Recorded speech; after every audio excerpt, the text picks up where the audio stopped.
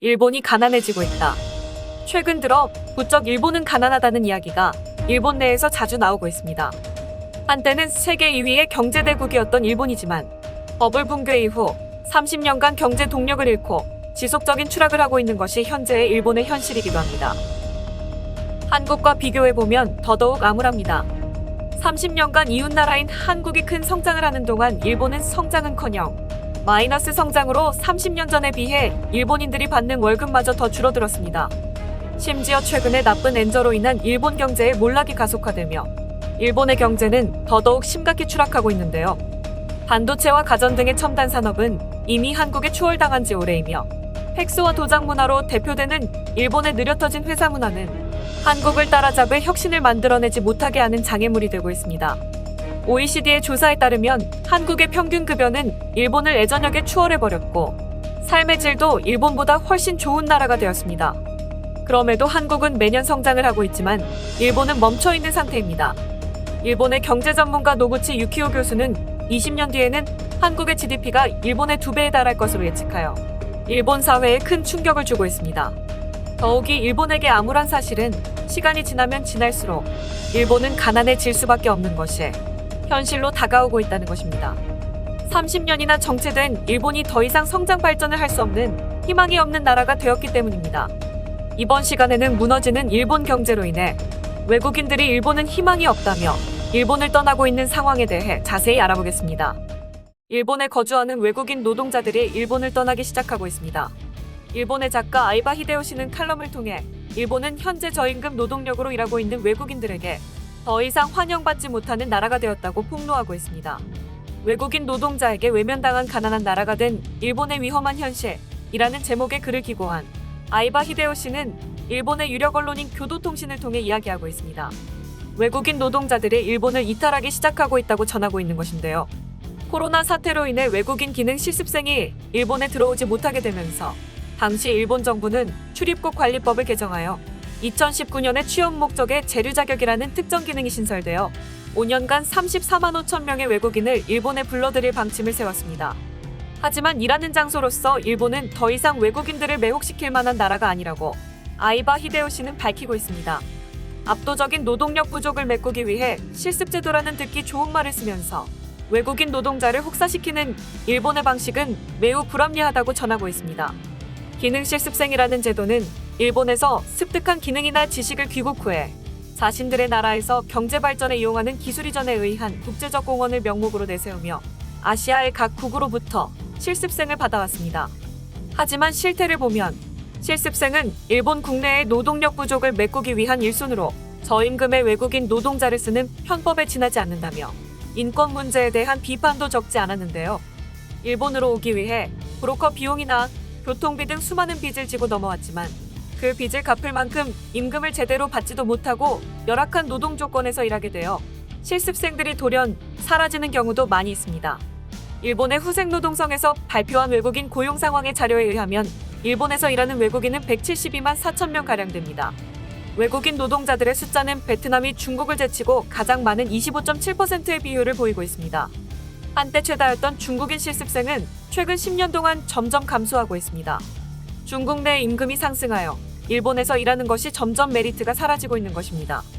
불과 10년 전에 일본의 활락가인 카부키처에서는 중국의 범죄 그룹들이 많이 있었지만 지금은 점차 숫자가 감소하고 있습니다. 리스크를 가지고 일본에서 나쁜 짓을 할 바에는 자기 나라에서 제대로 된 일을 하는 것이 훨씬 낫다라며 돌아가는 중국인들이 많아졌다고 전하고 있습니다. 베트남도 최근 도심의 일자리의 질이 좋아지면서 농촌의 사람들은 베트남의 대도시에서 일하면 되고 굳이 빚을 지면서까지 일본에서 일할 필요가 있을까 생각해보는 것이 일반적인 생각으로 자리 잡고 있다고 전해지고 있습니다.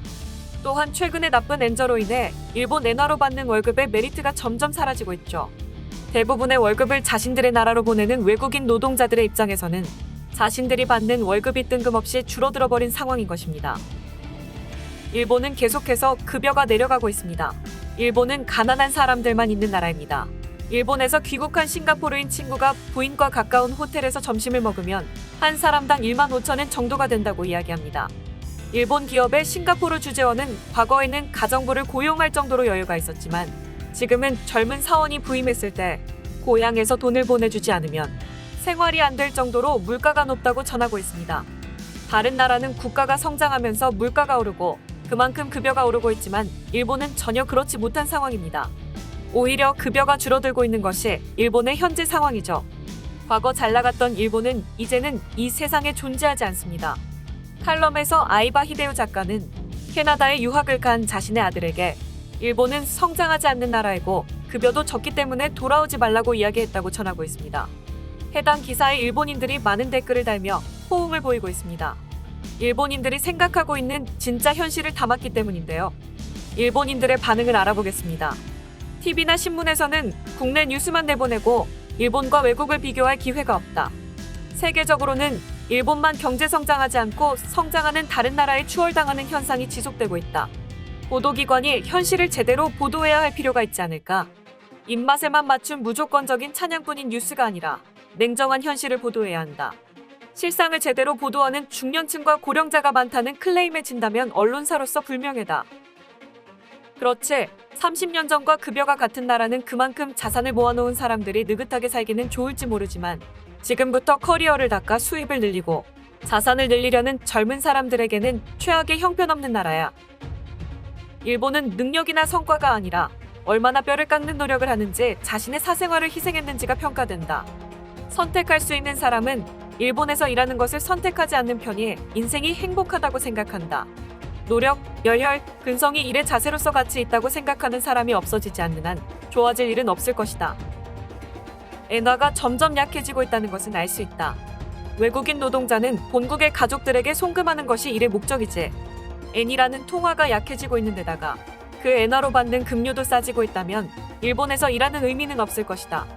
개인적으로 생각하는 것은 지금 엔저화 정책은 의미는 없다고 생각한다. 외국인 노동자가 일본에 기꺼이 온다면 문맹률이 낮은 나라나 지역에서만 오게 될 것입니다. 중국은 지역 격차가 심한 것으로 알려졌지만 지방 도시 지역에서도 급여 수준에서 일본에 확실히 접근하고 있다. 일본의 올메리트가 점점 사라지고 있는 것이다. 일본은 기업에서도 관청에서도 연공서열이라든가 종신고용 등의 20세기의 유물을 끌고 다니기 때문에 IT나 AI의 시대에는 살아남을 수 없다. 그러한 기업은 어떤 대기업이라도 도산한다. 코로나 전까지 일본이 훌륭한 나라라고 치켜세우는 TV 프로그램이 넘쳐났는데 정말 기분 나빴다. 우수한 사람들은 이미 국외에 거점을 만들고 그렇지 못한 사람들도 자산을 해외로 이동시키고 있다. 그래도 이 나라는 세계적으로 볼 때는 부유한 편이다. 그러니까 모두가 현상을 제대로 파악할 수 있으면 아직도 늦지 않을지도 모른다.